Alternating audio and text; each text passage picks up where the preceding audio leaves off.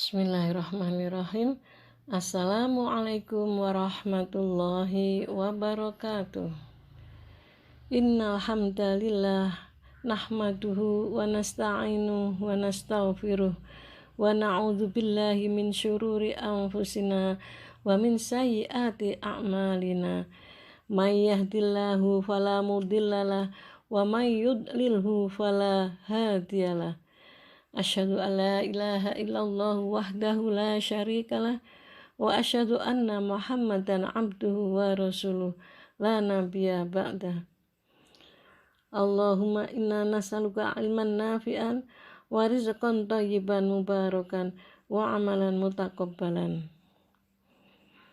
Para pendengar yang dirahmati Allah Subhanahu wa taala, mari pertama-tama dan yang paling utama, marilah kita selalu bersyukur atas segala limpahan nikmat dan karunia Allah Subhanahu wa ta'ala yang begitu luas tanpa batas. Dan yang kedua, marilah kita haturkan sholawat serta salam tetap tercurahkan kepada Rasulullah Shallallahu Alaihi Wasallam beserta keluarga, sahabat, serta umat yang mengikuti risalah beliau hingga akhir zaman. Para pendengar yang berbahagia, alhamdulillah kita dipertemukan kembali oleh Allah Subhanahu wa taala.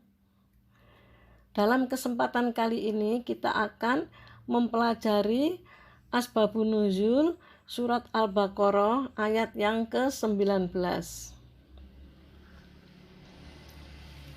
Baik, sebelumnya akan kami bacakan maksud ayat yang ke-19. Dalam perumpamaan lain, orang-orang munafik itu seperti orang-orang yang ditimpa hujan lebat dari langit, yang disertai petir dan kilat. Mereka takut terhadap suara petir, yaitu suara keras menakutkan yang disertai api yang menyambar, karena mereka takut mati. Sesuatu yang tidak dapat dihindari. Allah meliputi orang-orang kafir. Mereka ada dalam genggamannya. Mereka tidak akan luput dari kuasa dan siksanya. Nah, kita sampai kepada asbabun nuzul ayat. Ibnu Mas'ud, Ibnu Abbas, dan selain keduanya meriwayatkan bahwa ada sekelompok orang memeluk agama Islam setelah peristiwa hijrah. Kemudian mereka munafik. Perumpamaan mereka seperti seorang laki-laki yang berada di dalam keadaan gelap. Kemudian dia menyalakan api, lalu cahaya api itu padam. Mereka juga seperti orang yang ditimpa hujan lebat yang disertai kilat, petir, dan guntur. Dia pun berupaya melindungi diri karena takut.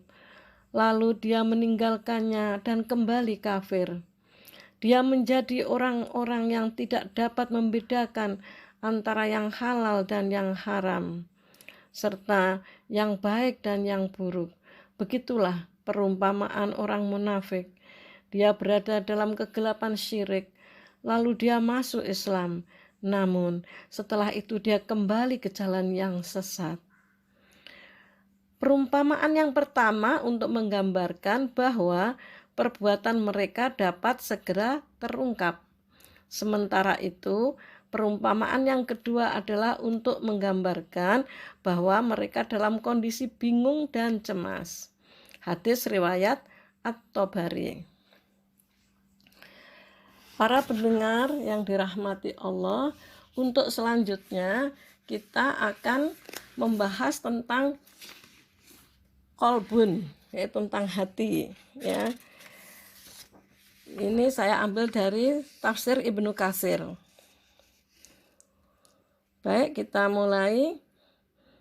Imam Ahmad rahimahullah meriwayatkan dari Abu Sa'id, ia menceritakan bahwa Rasulullah Shallallahu Alaihi Wasallam bersabda, Al-qulubu arba'atun. Jadi hati itu ada 4 macam. Yang pertama, hati yang bersih yang di dalamnya terdapat semacam pelita yang bersinar. Kedua, hati yang tertutup lagi terikat. Ketiga, hati yang berbalik. Dan yang keempat, hati yang berlapis. Keterangannya, hati yang bersih itu adalah hati orang mukmin. Dan pelita yang ada di dalamnya itu adalah cahayanya. Dan hati yang tertutup adalah hati orang kafir.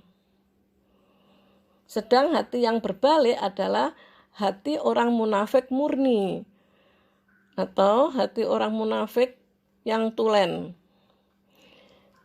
Jadi ia mengetahui Islam lalu ingkar. Sedangkan hati yang berlapis adalah hati orang yang di dalamnya terdapat iman dan kemunafikan.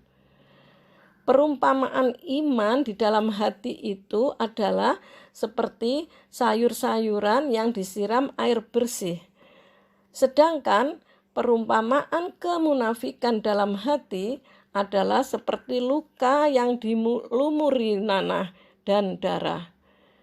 Mana di antara keduanya, yaitu iman dan kemunafikan, yang mengalahkan yang lainnya, maka dialah yang mendominasi. Isnad hadis ini jayyid hasan. Alhamdulillah, itulah yang bisa kita pelajari pada kesempatan kali ini. Semoga Allah selalu melimpahkan kepada kami, kepada kita semua ilmu yang bermanfaat dan pemahaman yang baik, sehingga kita dapat lebih mendekatkan diri kepada Allah Subhanahu wa Ta'ala. Amin ya rabbal alamin. Mohon maaf bila ada salah kata. Nasrum minallah wa fathun qarib wa basyiril mu'minin. Assalamualaikum warahmatullahi wabarakatuh.